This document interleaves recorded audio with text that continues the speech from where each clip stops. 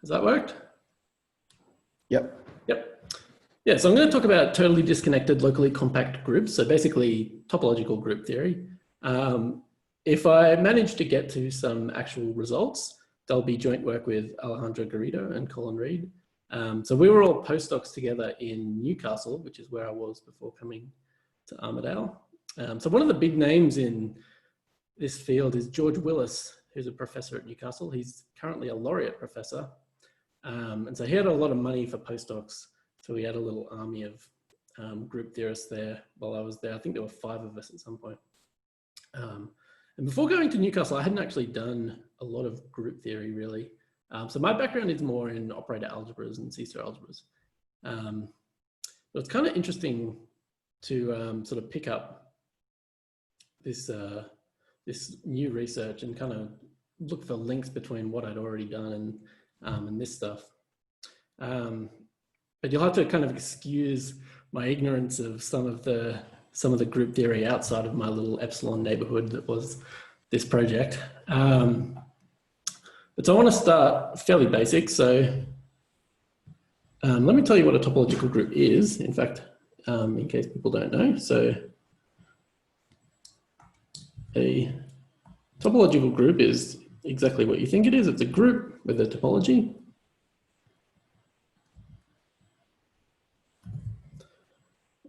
So I'll call it G. It's a group plus it's a topological space. And the group structure and the topological structure play nice.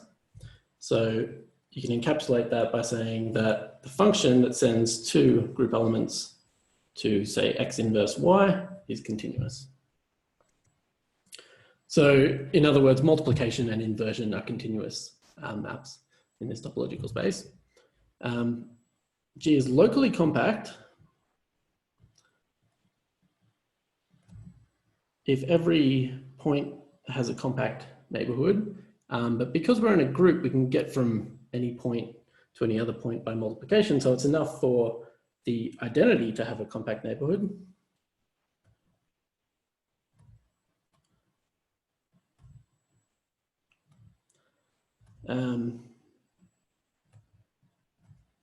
So there's a compact neighborhood of the identity. Locally compact groups are particularly nice topological groups because they admit an invariant measure called the Haar measure.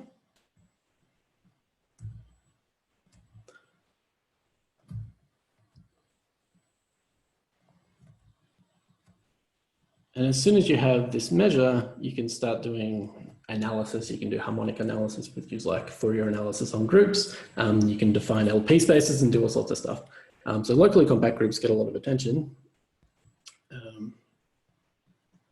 Oops. So that's the Haar measure. Okay, but you can't sort of hope to understand all locally compact groups all at once. So what you do is you sort of restrict your attention to these various subclasses. So one thing you can do is if you have some locally compact group G, you can look at the connected component of the identity.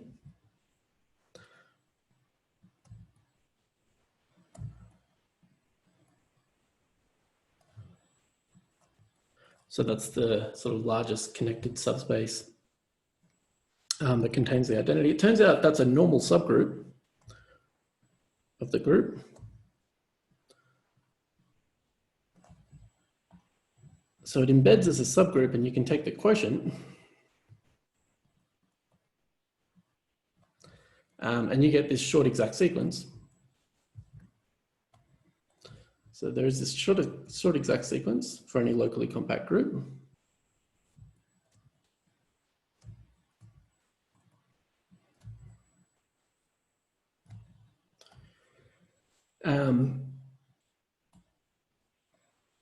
And this bit here, the quotient by this connected component, is totally disconnected and locally compact.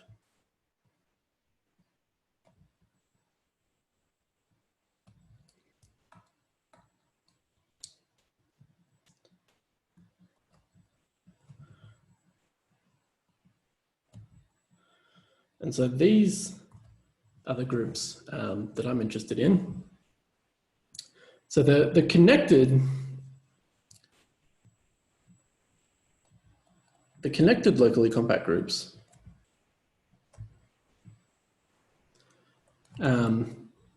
you can show these are all inverse limits of Lie groups.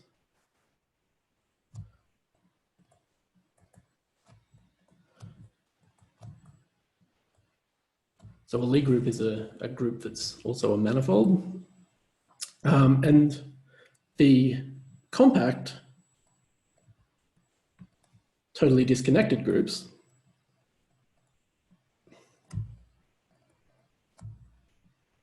are also fairly well understood. They're inverse limits of finite groups, it's so-called profinite groups.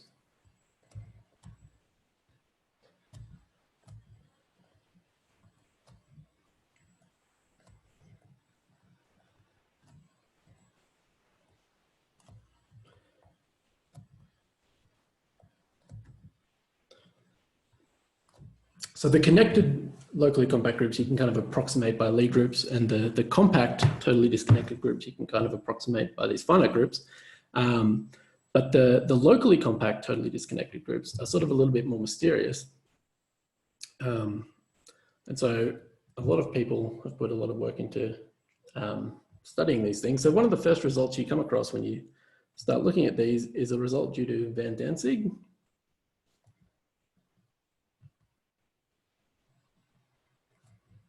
It's from the 1930s, I think.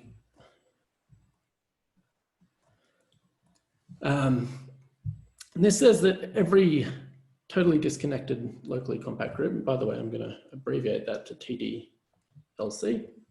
So all of these groups have a lot of compact open subgroups.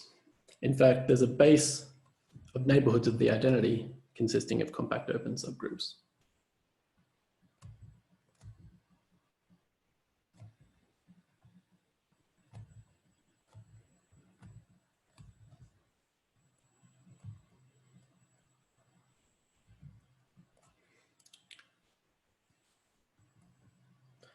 And this is in contrast to the case for connected groups. So if you have an open subgroup of a connected group, well, if you have an open subgroup of any topological group, then the complement, because that's a union of cosets, and multiplication is continuous, all those cosets are also open. So the complement is open, and so that gives you a disconnection of the space. So the only open subgroups of a connected group are the whole group. And so this is the main difference between these TDLC groups. So you have a lot of compact open subgroups. And so you can attempt to sort of understand their structure by understanding all of these compact open subgroups. Okay, so let's see some examples.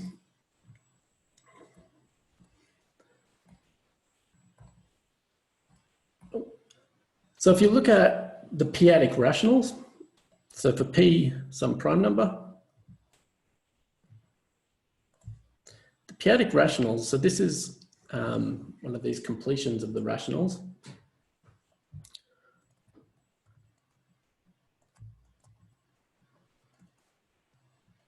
So you can describe these as infinite series. So each p-adic rational you can write as a series AI p to the I, where n, so n where your series is starting is some integer, and these coefficients AI are between 0 and p. This is a group under addition. And if you just think of this as a sequence of these digits AI, this has so you can give that the product topology, that's a totally disconnected locally compact topology, and it turns out to be a group topology. If you take the p-adic integers, so these are the series that start at 0, so AI is 0 for I negative,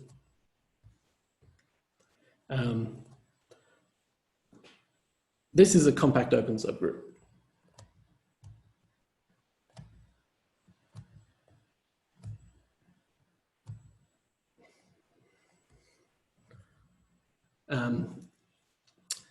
Another similar example.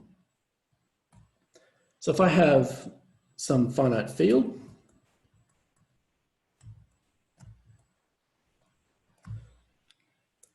then I can look at the formal power series in some variable t. That's a compact open subgroup in the group of formal Laurent series in the same variable t. And in fact, these two examples look quite similar. So these power series and Laurent series, you can also just think of those as sequences of these coefficients, taking elements from this finite field. So I've prepared a few diagrams here. So if I drag this picture in, make it a bit bigger.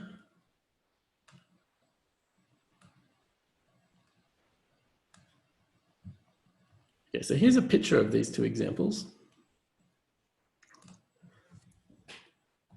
So this one here,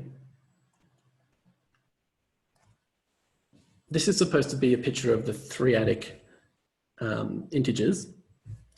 And this one is supposed to be a picture of the formal power series with coefficients in F3, the field with 3 elements.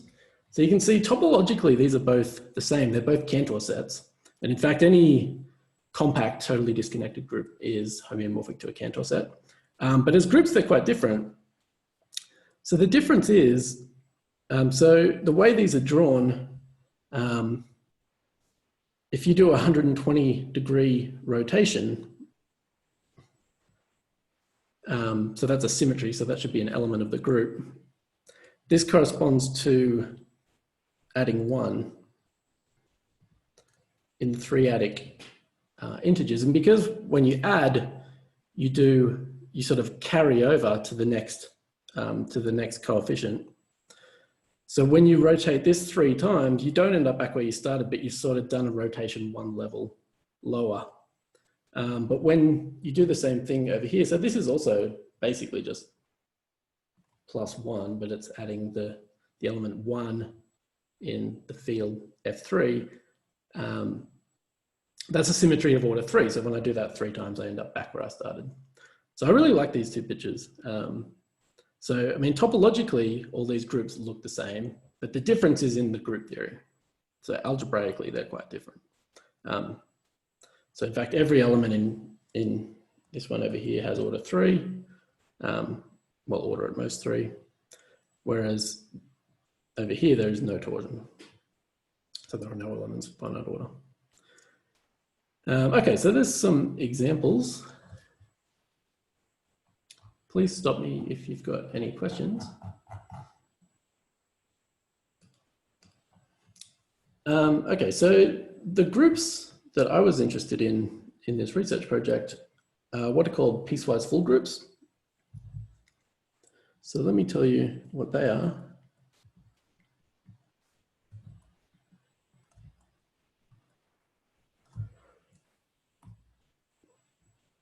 So piecewise full groups are groups of homeomorphisms of the Cantor set. So I think everybody knows what the Cantor set is. So the Cantor set is, what is it? It's the unique, compact, totally disconnected, perfect space. So all these examples of the Cantor set, they're all the same. But here's the sort of familiar middle thirds Cantor set. And because it's self-similar, it has a lot of homeomorphisms. So, for example, I've got 2 copies here. I want to define a homeomorphism. So I could say, send this copy down here, and this copy over here. I can do something more interesting over here. I could say, expand this bit of the Cantor set up here, send this bit down here, and then shrink this bit down here, something like that. So that defines a homeomorphism of the Cantor set. I'll call that G1 because I want to describe the operation on these piecewise full groups for you. So let me define another one.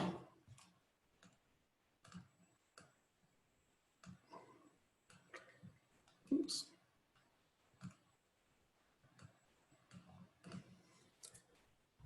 Okay, so let me define something in green. So this time, maybe I won't do anything over here. And over here, I'll just do something simple.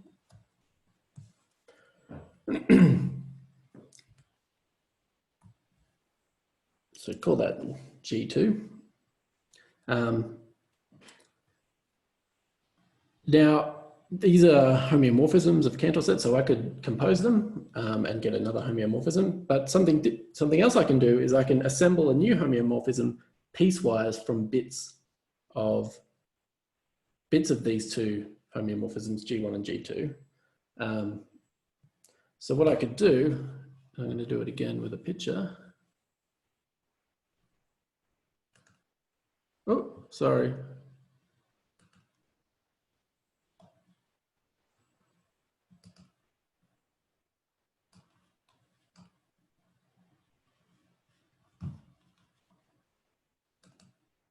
Is that back to normal?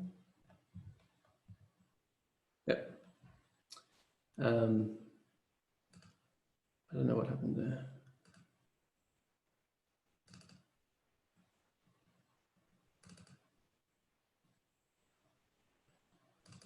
I seem to like all of the windows I've got open at the moment. Okay, so the idea is that now I want to assemble this homeomorphism from these pieces. So I want to do, say, G1 on this half of the Cantor set, which did that. And then I want to do G2 on this half of the Cantor set.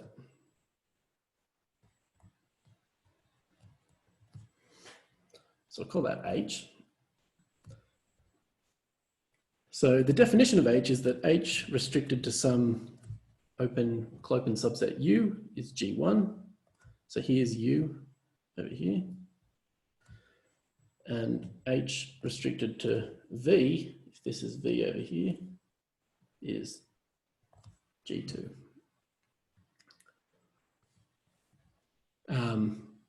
And so a piecewise full group is a group of homeomorphisms that's closed under this sort of operation. So whenever you can sort of construct a new element from those elements that you already have, and you construct it piecewise, and that's back in the group, then you call the group piecewise full. So let me make the definition. So if G, so let's let X be the Cantor set.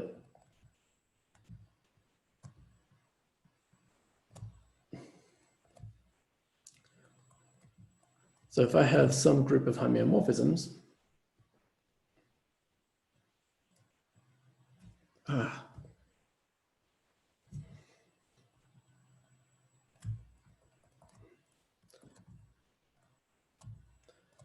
so I'm define the piecewise full group.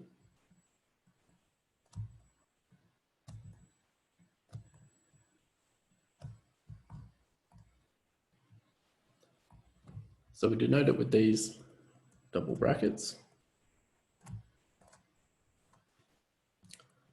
So it's all those homeomorphisms H such that there exists an open cover of X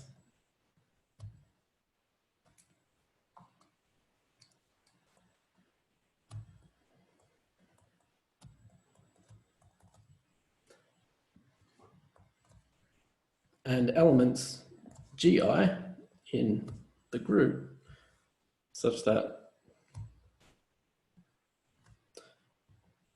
H does Gi on Ui.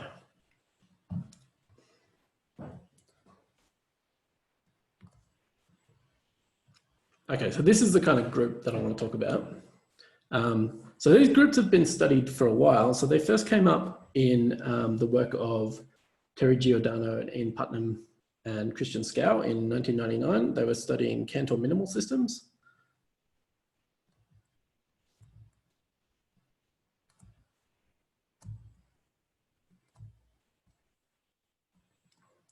So if I have a minimal homeomorphism,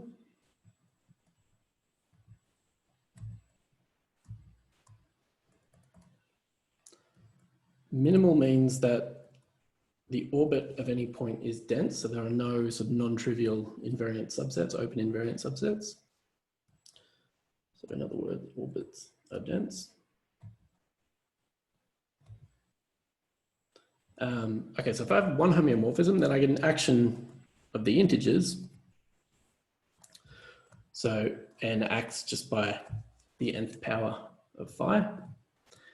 And so this is a subgroup of homeomorphisms. And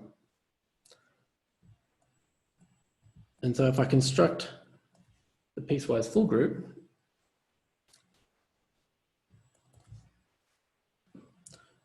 what it is, it's all the homeomorphisms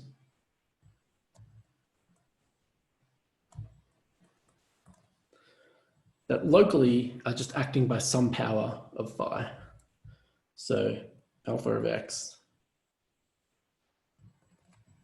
is some power that depends on x.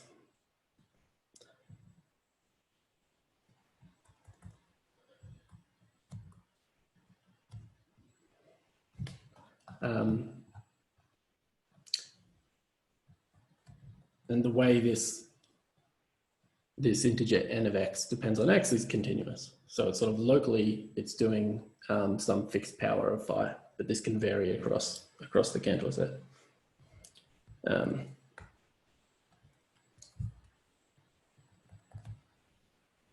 So it's just saying that's a continuous map.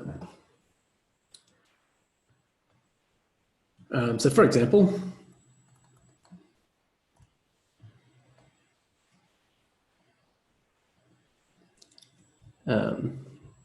if I write the Cantor set as just sequences of zeros and ones, then there's an action called the Odometer Action. So what this does is it's sort of adding 1 with carry. So phi of x, if the first sort of digit in this address is a 0, you change it to a 1. So it becomes 1, x2, x3. So if x1 is 0. And if x1 is 1, then you add 1, make it a 0, and then carry. So then you just apply the homeomorphism again to what's left.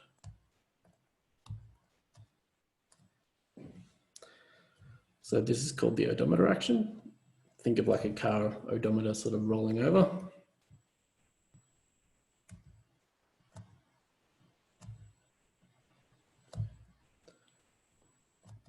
The image of any, well, the orbit of any point under this action is dense in the Cantor set, so this is minimal.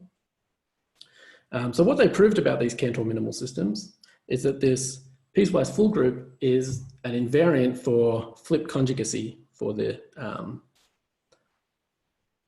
dynamical system that you get. So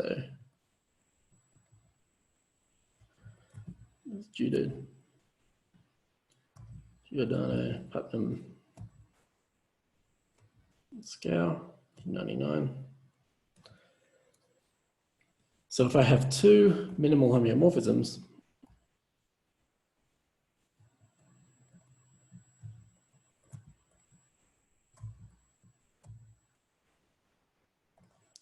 their piecewise full groups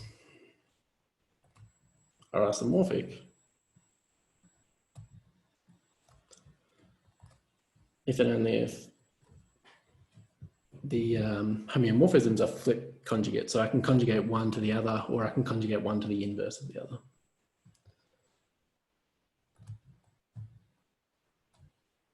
Oops, so let's say phi 1.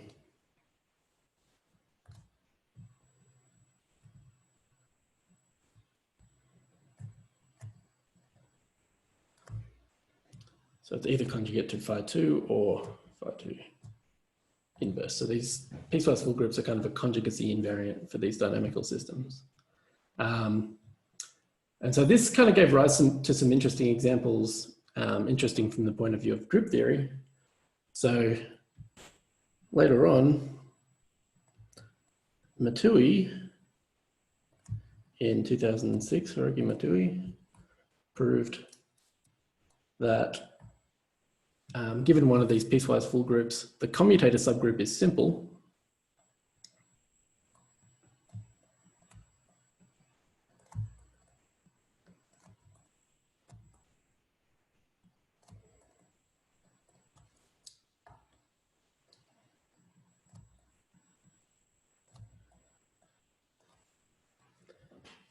Denote that by D.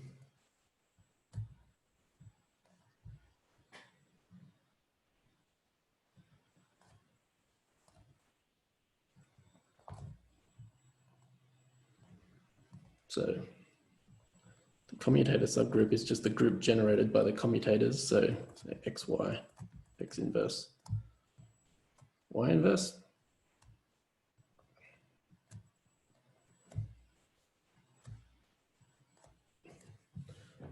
Quotient, but if you quotient by this, you get some abelian version of the group.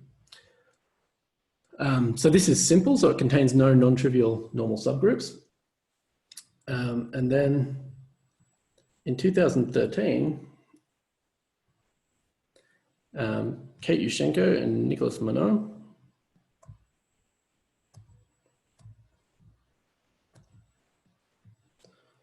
proved that these minimal, these piecewise full groups for minimal homeomorphisms are amenable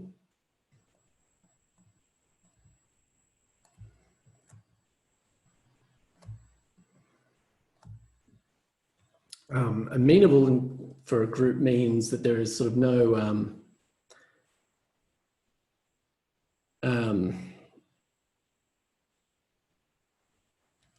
so it admits a mean, so there's no what's the word I'm looking for? So you don't get things like the Banach-Tarski paradox for these amenable groups. So the canonical example of a non-amenable group is the free group, and you can use the free group to come up with these sort of paradoxes like Banach-Tarski paradox, that kind of thing. So these groups are amenable, and as a corollary, so what they what is the paradox? Banach-Tarski paradox. So this is the one that says that you can split a unit ball up into two copies of the same ball just by rotating pieces, basically. And it's because the free group, which acts on a unit ball, has this paradoxical decomposition. So you can split the group up into different pieces and then apply symmetries and reassemble it into two copies of the same group, basically. So that's. And what's the free group is what? The free group. So the free group on two generators is just the group generated by two symbols, say A and B, with no relations. So it's just words in A and B, and A inverse, B inverse. Mm-hmm.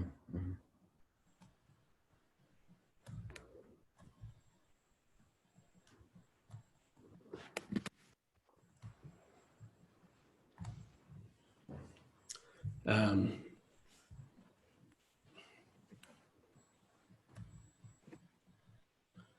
Right, so as a corollary,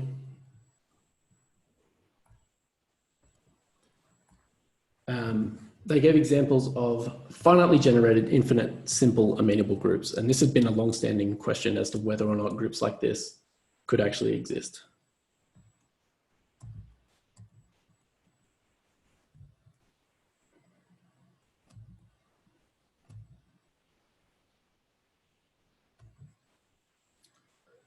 So finitely generated infinite simple amenable groups. So basically, the commutator subgroup of the piecewise full group of some minimal homeomorphism gives you an example of one of these things. So I think it must have been 2015 or 2014. Nicholas Monod was one of the plenary speakers at the OSTMS. This was when it was in Melbourne. This was the result that he talked about there. And so I remember it was a really, really nice talk. And I think he won the student prize that year for this talk. It was really, really good. Okay, so for these piecewise full groups though, so far I haven't said anything about topology besides the fact that they are sort of defined using this topological data of the Cantor set. And in fact, these things weren't really considered as topological groups at all. So these are all just countable groups, so they don't really have any topology. But if you take a bigger group of homeomorphisms to start with, then you can get some interesting topology. So the next example is a group called Narraton's group.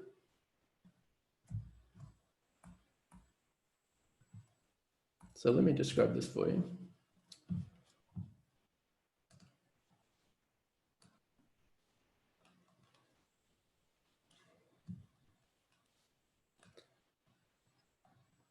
So I've got a picture here of the 3 regular tree.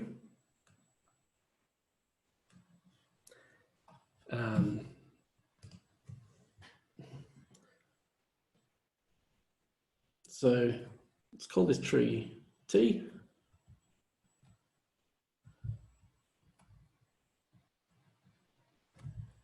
It's a regular tree. So this is a infinite graph. Every vertex has valency 3 and there are no loops.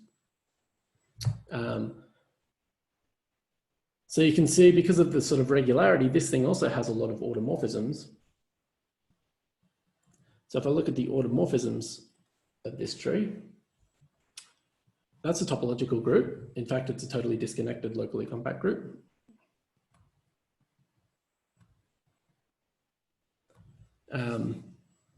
The topology is, so it's a permutation topology on the vertices. So you should think of it as two automorphisms are close if they agree on some large finite ball. So I can sort of fix a vertex and then look at all the vertices whose distance is less than or equal to some fixed number. And if 2 automorphisms agree on a ball like that, then we call them close. So that's basically what the topology does. It turns out it's a TDLC group topology.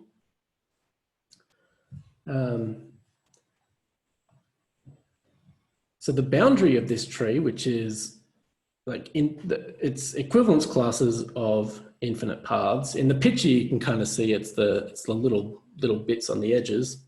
So the boundary is a Cantor set.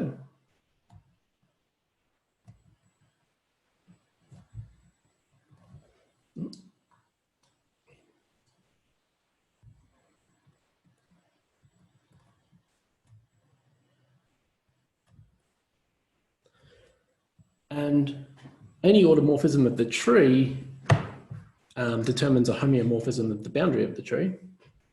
So the group of automorphisms acts on the boundary.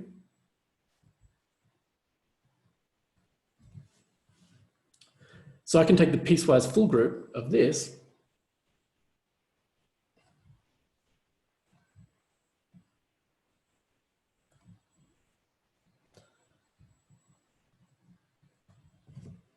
so all the homeomorphisms of the boundary that I can sort of assemble piecewise from actual automorphisms of the tree. So you can kind of think of it, I wonder if I can do this. No, how did I do that last time? So you kind of think of this as taking some finite subtree and deleting it.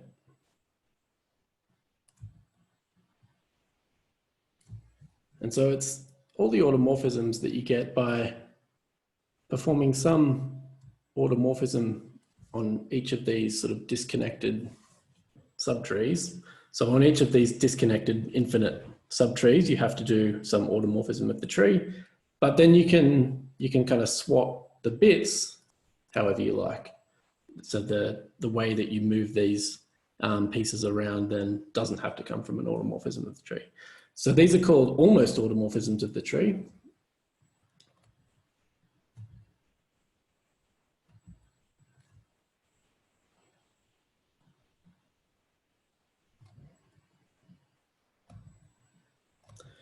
So they're, in some sense, automorphisms up to some finite subtree. It's denoted aort T. So it turns out that's what the piecewise full group is. So this group of almost automorphisms was defined by Yuri Neriton in 1992. So it's also known as Neriton's group.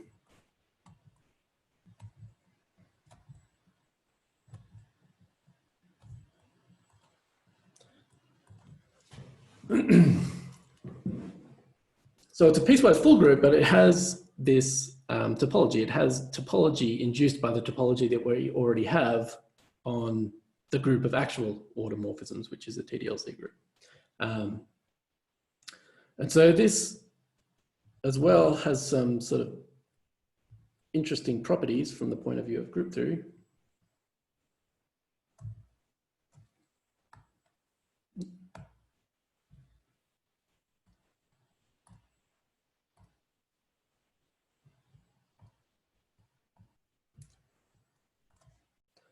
So it's also simple.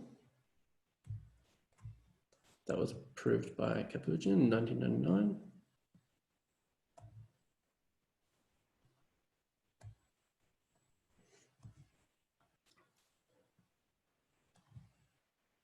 It's compactly generated. Compact generation is kind of the topological version of finite generation.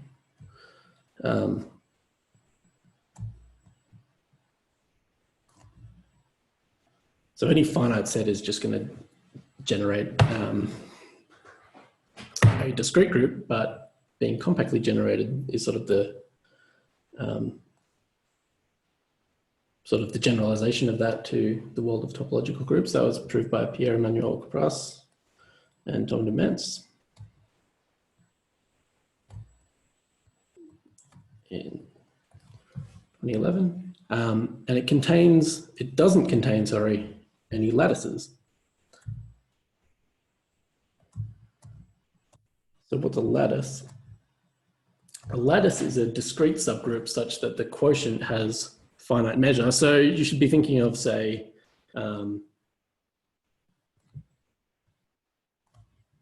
Z to the n inside R to the n, for example. It's this kind of discrete sort of repeating bit. So a lattice is, oops.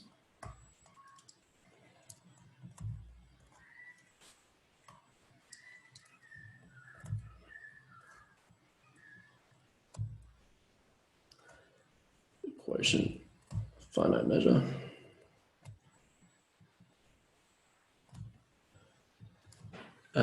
So for Zn, the quotient is compact. And so when a group has lattices, then there are all these sort of rigidity results, and you can prove things about the sort of larger group based on properties of the lattice. And so this was the first example, in fact, of a locally compact group that didn't contain a lattice. So Neriton's group, simple group that didn't contain a lattice.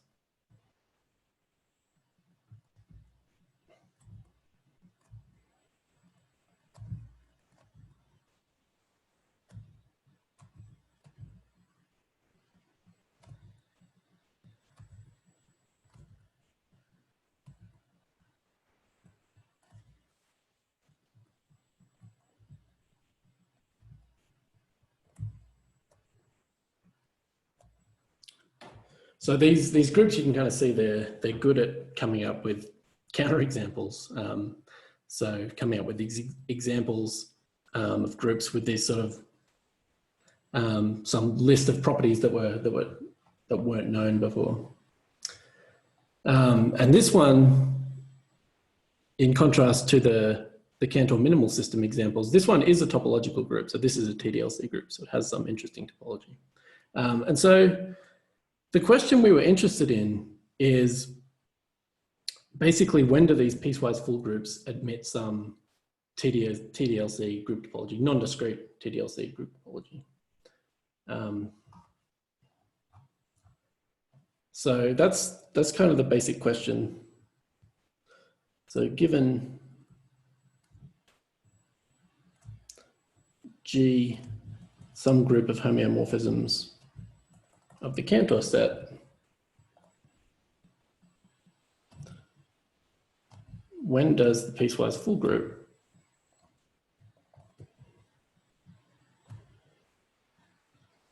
have some interesting topology?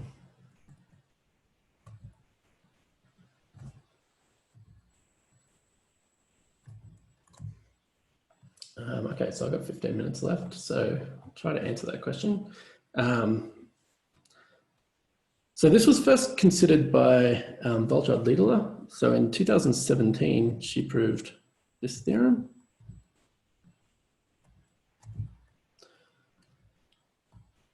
So she was specifically interested in the case where G is some subgroup of automorphisms of a tree, and the Cantor set is the boundary of that tree. And so what she proved is that there's a TDLC group topology if and only if the group satisfies something called Tit's independence property. So if I have some group of automorphisms of a regular tree, let's say,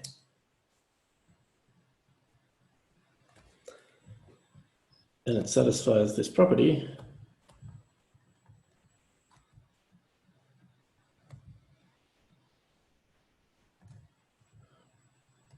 which I'll define in a minute.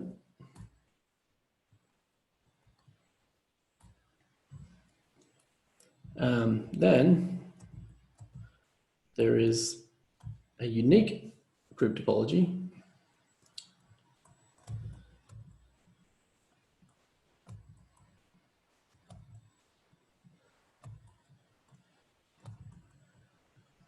such that G embeds as an open subgroup. Oops.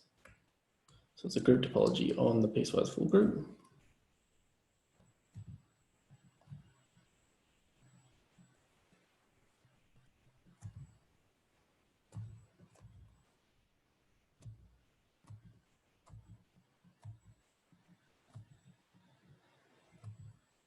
And saying that G embeds as an open subgroup is essentially just saying that we're extending the topology of G to this larger group of the piecewise homeomorphisms. So basically, we're not coming up with some completely new topology that just ignores the topology that G already has. So I mean, we could just put the discrete topology on it, and that would be also a TDLC topology. So we want this property that G embeds as an open subgroup. Okay, so what's this property? So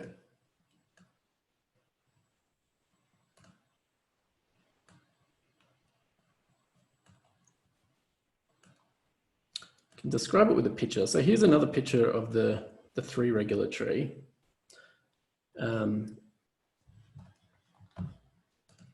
So if I pick some edge in the tree, call it E, then that sort of induces these two subgraphs. So it's one side of that edge and the other side.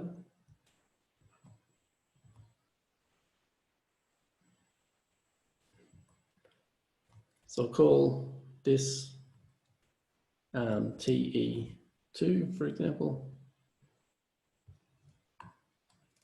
Just T2, oops.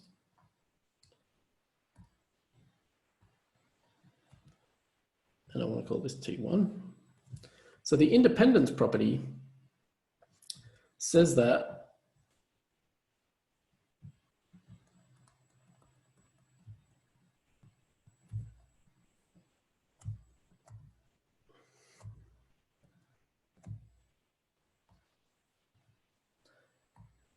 So if you look at all the automorphisms that fix this edge, so it's G sub E is all the automorphisms of the tree that fix that edge. All the automorphisms in G that fix the edge. So we're talking about a subgroup of automorphisms, not all automorphisms. So if the subgroup of automorphisms that fix G is equal to all the automorphisms that fix T1 times all the automorphisms that fix T2. So it's an independence property because basically what I do to T1 has no effect on what I do to T2. So no matter what I do on T1, I can still do whatever I like on T2. So that's the independence property, and that's the property that allows us to extend the topology of G to a topology of the piecewise full group. Okay, so in the last sort of 10 minutes, I can tell you our results. So basically, we need some generalization of Tit's independence property for any group of homeomorphisms acting on Cantor set. And so this is a property of being locally decomposable. So the answer to our question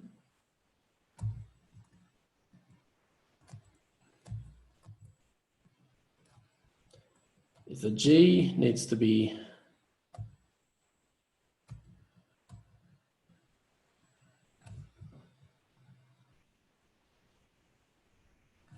locally decomposable. So there's a TDLC group topology on the piecewise full group that extends the topology of G. So G is an open subgroup if and only if the action of G on the Cantor set is locally decomposable.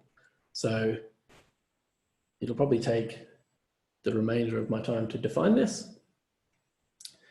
So first, we need to know what rigid stabilizers are. So if U is some Clopin subset of X, or any subset, I suppose, the rigid stabilizer, it's all the elements in G that fix the complement of U pointwise.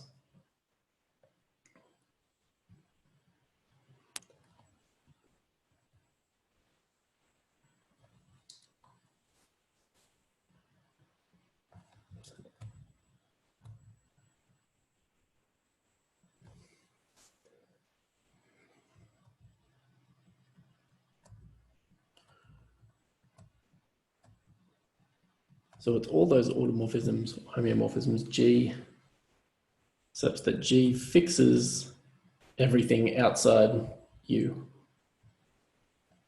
So U is invariant, but more than that, it doesn't do anything outside of U.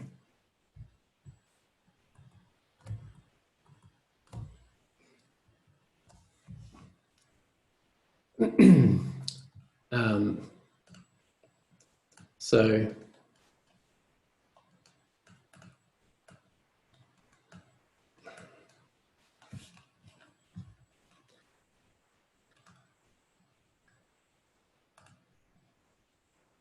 here's the Cantor set. So if you have two subsets U and V, and those subsets are disjoint, then these rigid stabilizers commute. So every element in the rigid stabilizer of U commutes with every element of the rigid stabilizer of V. So this is U, and say this is V.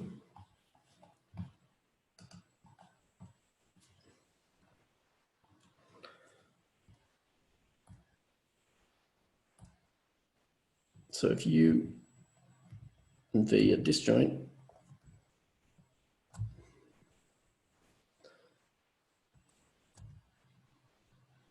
these two subgroups commute.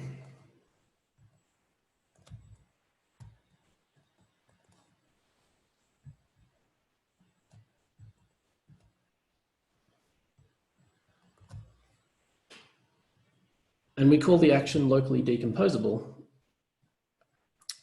So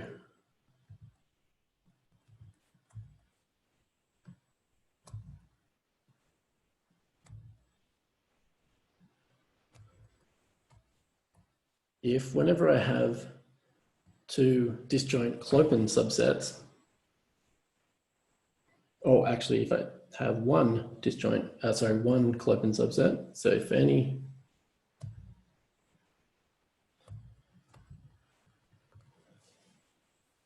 I can look at the rigid stabilizer of U, and I can look at the rigid stabilizer of the complement of U. So this is all the homeomorphisms that only do something inside U and they fix everything else. And these are all the homeomorphisms that only do something outside of U. So because they're disjoint, they commute. So their Cartesian product is a subgroup of G. And the action is locally decomposable if this subgroup is open.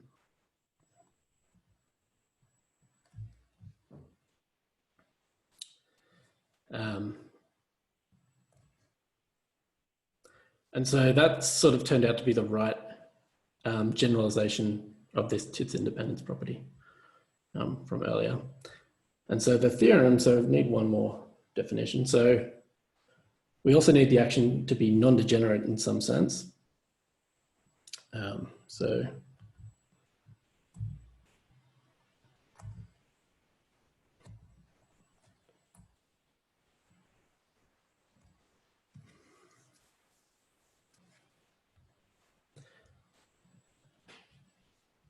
So if for every open subset U and every point P in U, So for every open subset U, there exists a point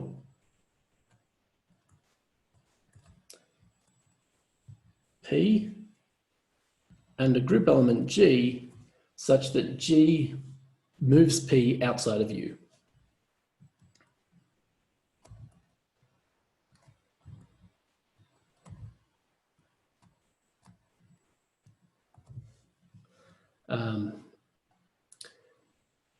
So basically, this non-degeneracy just means that now the action on any subset is non-trivial. So these rigid stabilizers are non-trivial no matter how small U is.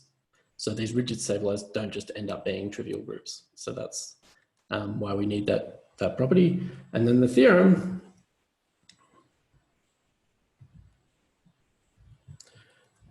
so this is due to Alejandra and Colin and myself.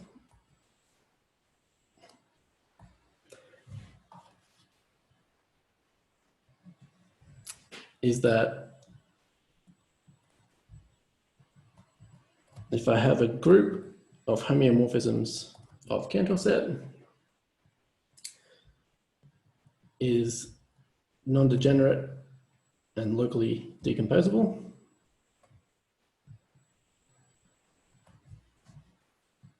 sorry. So let me state it in a different way.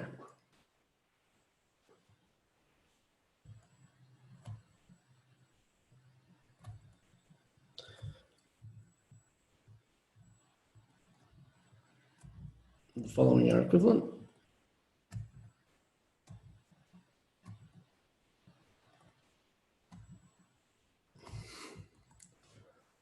So the piecewise full group admits a TDLC group topology and it's non-discrete.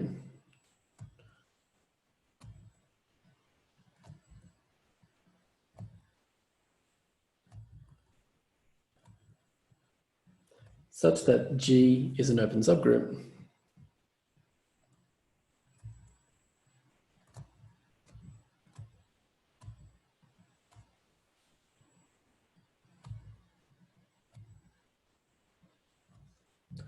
If and only if G is locally decomposable.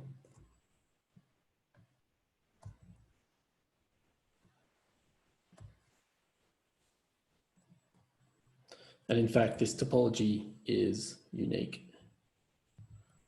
So this is a unique TDLC topology such that G is an open subgroup.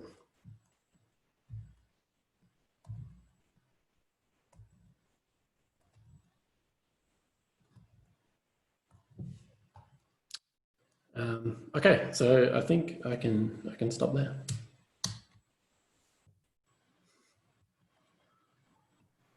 Awesome, thanks, Dave. All right. Any questions? Dave, Thumbs up. Yep. so just trying to put this theory into a slightly bigger context. There's obviously the Cantor set gets a lot of attention here for good reason, because it's very rich in homeomorphisms, as you've said. But these sorts of questions could be applied to other kinds of fractals, couldn't they? So if you start with an X that's some other sort of fractal with lots of homeomorphisms, you could set up this formalism of piecewise full extensions of subgroups and look at topology, at least, is that right? Yeah, I mean, you can define the piecewise full group of any action. The problem is when it's connected in any way, you can't really assemble these new homeomorphisms piecewise, because you kind of have to break the space in some way. All right. I'm thinking, though, that there must be there must be other examples of totally disconnected sets that are limit sets of group actions. You know, they come up in the theory of Kleinian groups, for instance. So the Julia sets of Kleinian groups and their limits must ultimately be totally disconnected, aren't they? Yes, I mean, the point is that this group of piecewise homeomorphisms, it really only depends on the homeomorphism class of this topological space. And so anytime you have a fractal, if it's totally disconnected, it is basically the Cantor set. But so the kind of new examples that we started to write down do kind of follow this idea that you're describing, I think. So the sort of original examples came by viewing the Cantor set as the boundary of a tree. And you can do that. So given any two regular trees, or even, they don't even have to be regular, the boundaries are homeomorphic because they're all Cantor sets. But these groups are not isomorphic groups because the automorphism groups of these trees are totally different. And so what we've done is sort of extended this to where you're looking at automorphisms of just some sort of generalized relational structure. So if you think of these trees as like partially ordered sets with some sort of regularity property. So we've kind of extended this to automorphisms of like these relational sets that aren't necessarily trees, but where you still have some well-defined notion of a boundary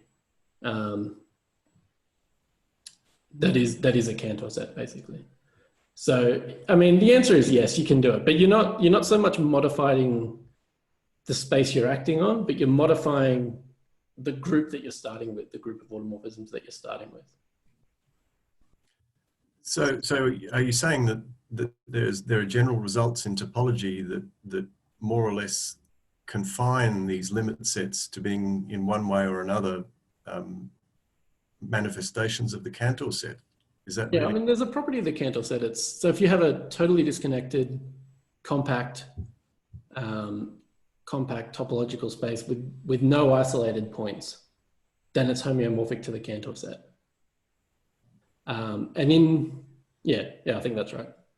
So they're all homeomorphic. They're all the same.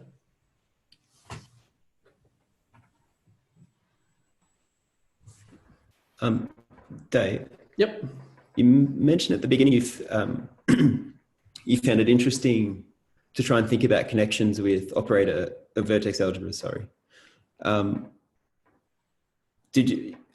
successful were you? Like, what are your sort of thoughts on those connections?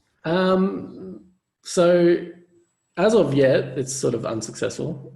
It's kind of a work in progress. So the idea was to study the sort of C-star algebras you can get from these groups and these actions. So there's sort of this well-known construction of a group C-star algebra for a locally compact group, and it's using all this analytical structure, the Haar measure. So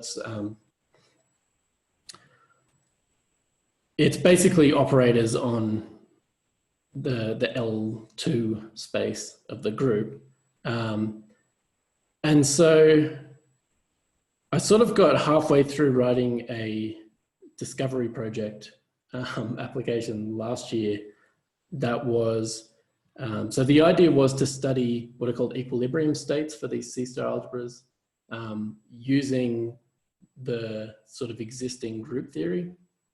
And at some point it sort of fell apart. We realized that what we wanted to happen wasn't going to be as easy as we thought. But so that's the kind of connection that I had in mind, and hopefully we're gonna try that again this year. So as of yet, it's sort of unsuccessful, but in the future, hopefully there'll be more. But having said that, there are also some examples of these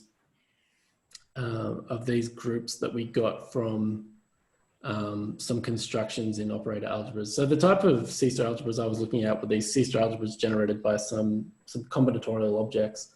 And in particular, what are called higher rank graphs are something that I studied in my PhD. And so if you look at sort of higher rank trees, they have a boundary and you can do this piecewise full group construction. So we sort of had some examples that were motivated from that side of things as well. And just to understand the field, I don't know anything about the field. So like, what are the big problems? What is the big goal here? Like, what is the big problem people are trying to understand? I mean, in group theory, you sort of want to classify all the simple groups, basically. So the simple groups are like the prime numbers in group theory. So that's why these examples that end up being simple are so important. And so you might have heard of this project that ended up classifying all finite simple groups. So there's sort of this huge list in a book of all the finite simple groups. So that would be the sort of end goal, but it doesn't take too long to realize that this is completely unrealistic. And so, so the point of this project is, in some sense, to just start looking for new unknown examples of simple groups to just sort of illustrate how crazy they can get. Yeah, I mean, like I wasn't really familiar with totally disconnected before you spoke, and to me not just mind blowing because I'm not used to the idea of every subset being not connected. Yeah, right. Yeah. So the first thing I said was sort of supposed to motivate this, so I wrote down this short exact sequence.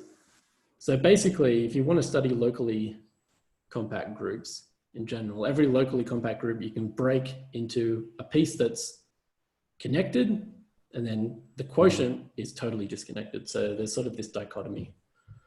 The connected locally compact groups is basically Lie group theory. And this is the other side of that. That's sort of ignoring all the complexities in there, putting them back together. But and what did you mean by inverse limits? I mean, now we're getting really stupid, but so the inverse limit, it's like a construction. So I mean, saying that something's an inverse limit of finite groups is basically just saying it has lots of finite quotients.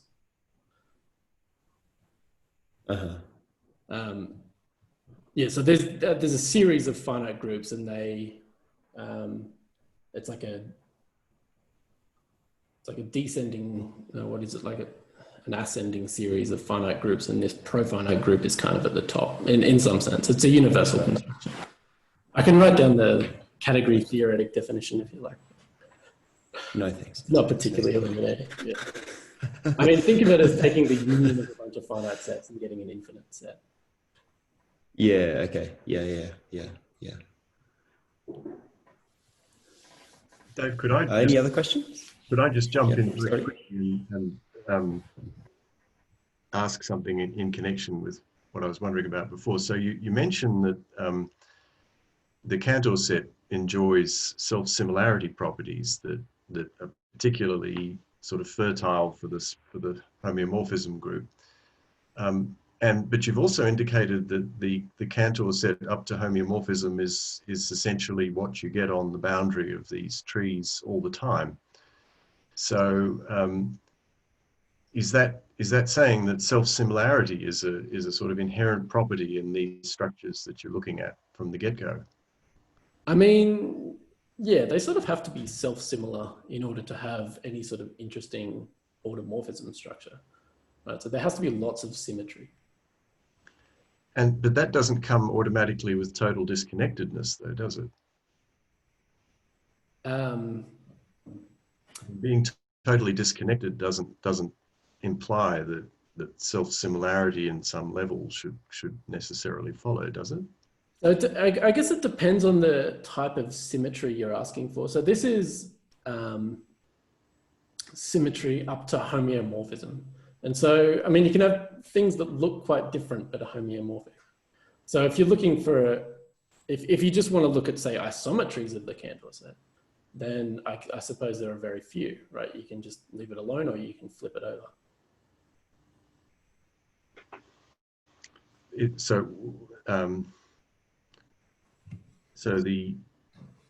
When you make this analogy with isometries, they would be ones that would preserve self-similarity. Is that what you're thinking? Or? No, preserve distance. Well, sure, they preserve distance as isometries, but are you saying that self-similarity is just a sort of cosmetic feature of these sets? That you know, up to homeomorphism, you can destroy self-similarity, or it may not be at all visible. You have to turn it into something else, and it becomes self-similar, or is it inherent to the set that you're working with? I'm not sure I 100% understand what you're asking. Well, I'm just trying to get at the role that self-similarity plays in. I mean, self-similarity is obviously something that is fundamental to the discussion of fractals, isn't it? Mm-hmm. Yeah, yeah. But you're coming at it from a much more general sort of perspective, where you take something that's a totally disconnected topological space, and you've shown us lots of very interesting and beautiful manifestations of those spaces that have self-similarity, and this is something that's connected with their relationship to the Cantor set. But you know, that just may be a feature of how you look at it. The self-similarity isn't something absolutely intrinsic to a totally disconnected topological space, is it? I suppose not. I mean, yeah, there are lots of totally disconnected sets that have, I mean, you can have isolated points, for example, and that sort of breaks a lot of the symmetry. I mean, so the group of all homeomorphisms of the Cantor set, it's sort of, I mean, it is a TDLC group, but in some sense it's just way too big. So the point of, say, manifesting it as the boundary of a tree is it sort of restricts what homeomorphisms you're allowed to talk about. So they have to be homeomorphisms that come from some symmetry of this tree. And so the symmetries that you get from, say, a 3 regular tree would be totally different to the symmetries you get from a 4 regular tree or a 5 regular tree. You get an entirely different group in every case, even though the space at the end that is always the same. You're restricting what homeomorphisms you're talking about. Does that kind of answer your question?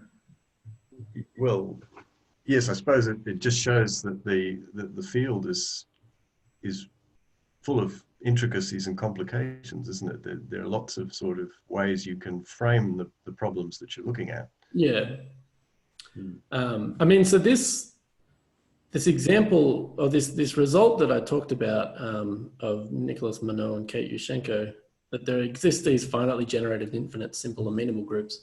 So they don't just construct one of these groups, they construct essentially a continuum of these groups. And they're all non-isomorphic. Which is sort of mind-blowing if you think about it, I suppose.